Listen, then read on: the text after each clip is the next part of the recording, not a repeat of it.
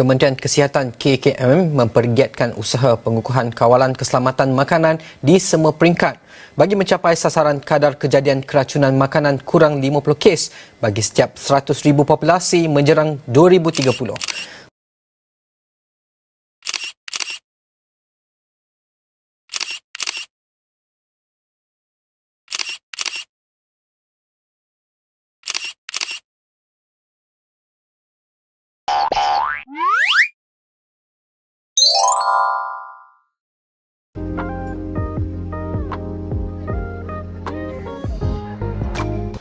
Video ini bertujuan memberi pendedahan kepada pengguna tentang keselamatan makanan berbungkus dan pencegahan penyakit bawaan makanan. Bungkusan makanan yang sempurna merupakan salah satu cara untuk menjamin keselamatan makanan. Kesedaran pengguna amat penting dalam memastikan makanan yang dipilih adalah selamat.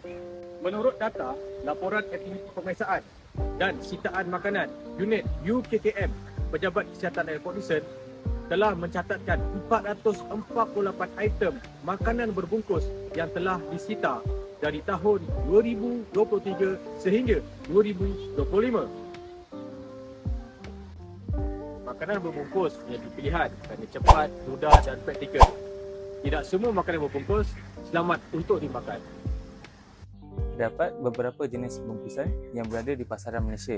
Antaranya adalah yang pertama, plastik seperti biskut dan roti. Yang kedua adalah tin seperti sardin dan susu pekat. Yang ketiga adalah bungkusan kertas seperti makanan segera dan air minuman. Yang keempat adalah bungkusan botol seperti sos dan kicap. Dan yang terakhir adalah bungkusan vacuum seperti perapan paste dan sebagainya. Antara jenis-jenis pelanggaran dari segi pembungkusan ialah yang pertama, pembungkusan yang kemek seperti pembungkusan dalam tin.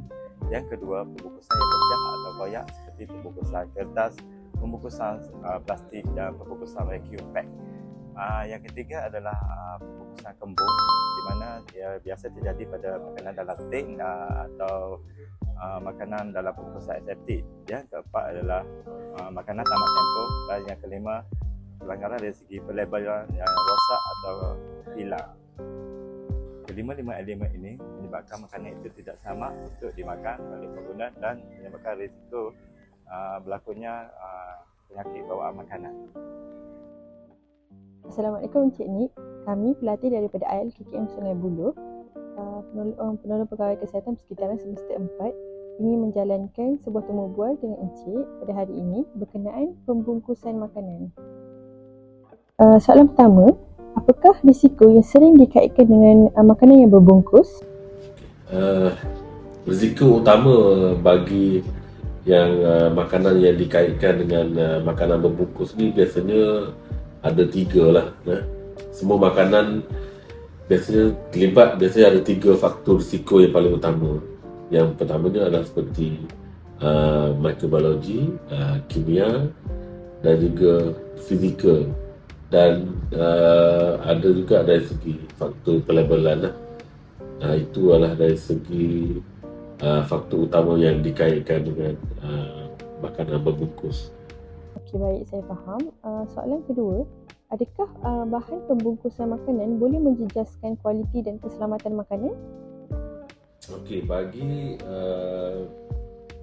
bahan pembungkusan yang boleh menjejaskan kualiti dan juga keselamatan makanan, yang pertama dari segi rekaan pembungkusan tu, dan juga dari segi penggunaan bahan pembungkusan. Dan yang ketiga, kualiti pembungkusan itu sendiri, iaitu dia kadang-kadang dia tak tahan kepada suhu yang panas, kadang dia tidak kedap udara ataupun dia tidak dapat menampung suhu lah. Terutama sebab makanan kita kena ingat, faktor kawalan yang paling penting sekali adalah dari segi faktor kawalan suhu makanan dan juga masa penyimpanan makanan. Okey, soalan ketiga, pada pendapat Encik, bagaimana bahan kimia daripada bungkusan makanan boleh mencemarkan makanan? Okey, dari segi bahan kimia daripada pembungkusan tu yang boleh merosakkan ataupun menjejaskan kualiti makanan. Yang pertamanya adalah melibatkan makanan berlemak ataupun yang berasid, kerana makanan berlemak dan berasid ini dia boleh menyerap pembungkusan ataupun lapisan pembungkusan makanan itu tadi. Dan juga kita tahu dua perkara yang melibatkan suhu yang tinggi dan juga suhu yang terlampau rendah. Sebab tu di dalam penyimpanan makanan dia ada grade-grade tertentu yang boleh digunakan untuk menyimpan makanan supaya tahan haba dan juga tahan kepada suhu sejuk yang melampau untuk kita simpan di dalam di peti sejuk beku lah. Soalan seterusnya, apakah tindakan yang perlu pengguna buat bila mereka mengesyaki bahawa sesuatu makanan itu tidak selamat untuk digunakan? Bagi tindakan yang boleh kita ambil apabila kita mengesyaki makanan itu tidak selamat ataupun kualiti makanan itu tidak di tahap yang kita anggap selamat untuk dimakan. Yang pertamanya, kita tidak meneruskan untuk makan lah. Dan untuk ni sebenarnya kita boleh mengamalkan konsep hidu, bau dan rasa sepatutnya. Itulah yang paling mudah.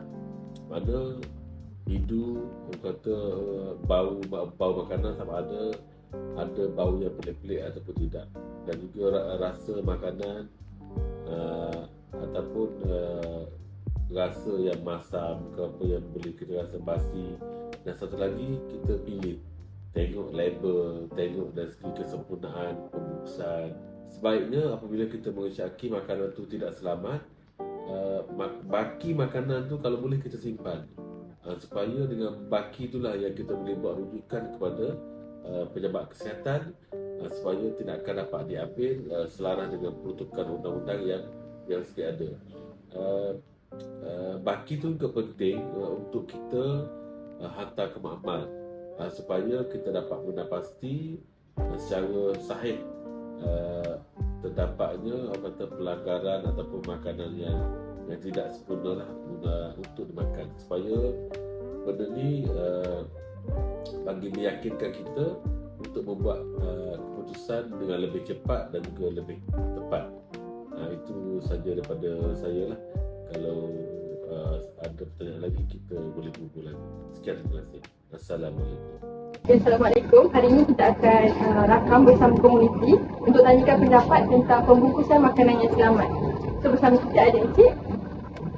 Encik Mokhtar. So hari ini kita akan tanya beberapa soalan yang apa pemahaman Encik Mokhtar tentang pembungkusan makanan yang selamat. Soalan pertama, dekat mana Encik selalu beli makanan berbungkus? Soalan kedua, apakah yang anda faham tentang keselamatan makanan? Keselamatan makanan. Soalan ketiga, maklumat apakah yang anda akan perhatikan pada label makanan? Walau untuk sama Pada pandangan anda, apakah kriteria untuk memilih bungkusan makanan yang selamat? itu bagaimana masanya dia. Saya ingin menjemput anda semua untuk datang ke auditorium ILKKM Sungai Buloh pada 10 hari bulan 6 2026 untuk menyaksikan pembincangan kami terhadap aplikasi pemakanan selamat. So, jumpa anda di sana.